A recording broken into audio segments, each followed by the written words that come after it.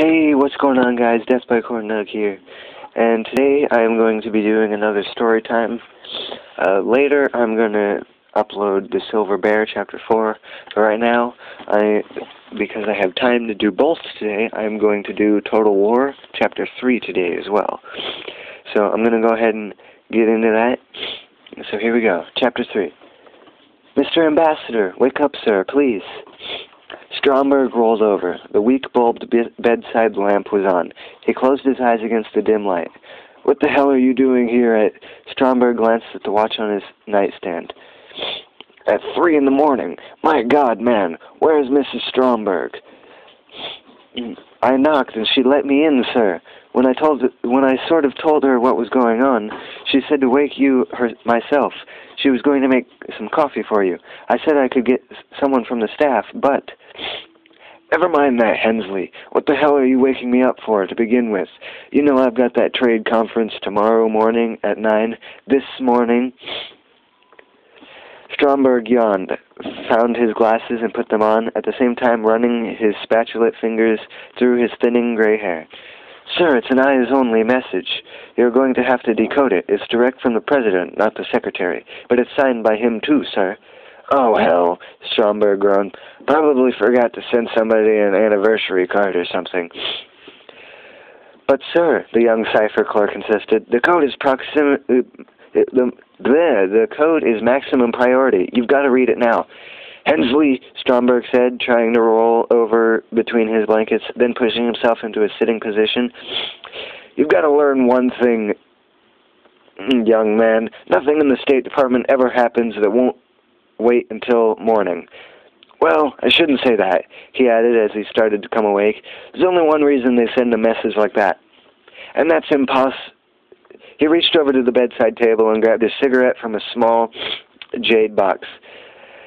Hensley lurched forward and lit it. "There's only one thing, as I said." He stared at the message. "Good God, Hensley, get my rope." Stromberg was halfway to the door before Hensley could intercept him, helping him on with his robe as the ambassador fumbled with the doorknob, then threw open the door to his private office. Inside, Stromberg took the Andrew Wyeth painting from the wall behind his desk, then felt along the joint of the wall paneling. A piece of the paneling slid away, revealing a small wall safe. "Sir," Hensley said, then cleared his throat, repeated himself. "Sir, what is it, man? I shouldn't be here when you go into that safe, sir. That's against security." "The hell with security, Hensley," Stromberg said. There was a knock at the door. "Come in," Stromberg half shouted. "Coffee, darling. Hot." Mrs. Stromberg was young. Stromberg couldn't help but be reminded of that as she entered the room. Hensley stared at her. Her robe was more revealing than Stromberg would have liked. She started to leave the room, and Stromberg said, "No, wait here." He had the safe open, then sat down at his desk.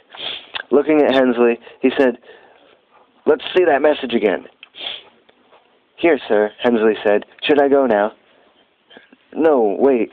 Let's see what this sucker..." "Sorry, dear," he said absently to his wife. Then, "Let's see what this is all about." Stromberg's wife stood beside him, lighting another cigarette, then putting it between his lips as he worked at the tiny, gray, canvas-bound code book. Stromberg could taste her lipstick on the cigarette filter. He stopped halfway through the message. "Hensley, get the embassy security chief up here, pronto. You come back, too. On the way, go down to the code room and get Washington to retransmit this, to be sure. Verify that they haven't changed Sigma 9, RB-18, since the last time my book was updated." "Should I say that, sir? I mean, en clair?" "Yes, Hensley. They can always change the code later." And as Hensley left the room, Stromberg muttered, "If there is a later." After several minutes, he looked up from his desk, stared across the room, and saw his wife sitting in the chair opposite his desk, smoking one of his cigarettes. She only smoked his cigarettes, never bought any of her own because she smoked so seldom. He had often wished he could control smoking the way she did. Half a pack or a pack one day, nothing for several weeks, then a single cigarette. She had willpower. Stromberg looked across the message in his hands, saying, "I'll read this to you, Jane. If it's an error, it doesn't make any difference. We'll know that in a minute. If it's true," he shrugged, "doesn't make much difference either." "Security will be miffed with you, George," she warned, smiling. "Piss on security," he grunted. Here, listen. Instruct you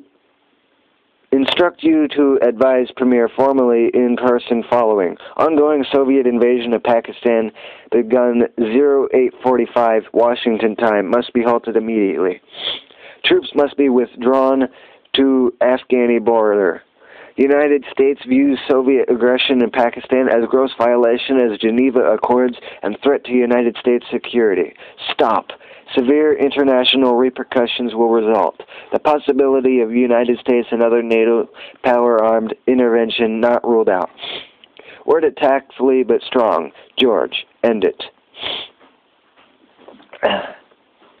My God, the woman whispered. It's signed by the President, Jane. Do you want me to pretend to be a secretary and call the Premier for you? What? Stromberg said. Oh yeah, please. Good idea. He stood and walked to the window, staring out onto the embassy grounds below. This could mean a world war, Jane, he whispered. His breath clouded the window pane. I know, George. He heard her answer over the clicking of the telephone dial. No, wait, he said suddenly. Hensley hasn't verified the Sigma 9 RB18 code yet. But he knew the wait was a waste of time. The message was correct. Alright guys, it's the end of Chapter 3 there. As you can see, it was short. Most of the chapters in this book are fairly short. But that's going to be all. If you enjoyed this video, please hit that like button and leave a comment down below. Tell me if you want to see or hear any other kinds of books. You can request whatever. I'll try to get my hands on it if I don't have it already. So I hope you all enjoyed this, and I will see you all later. Bye!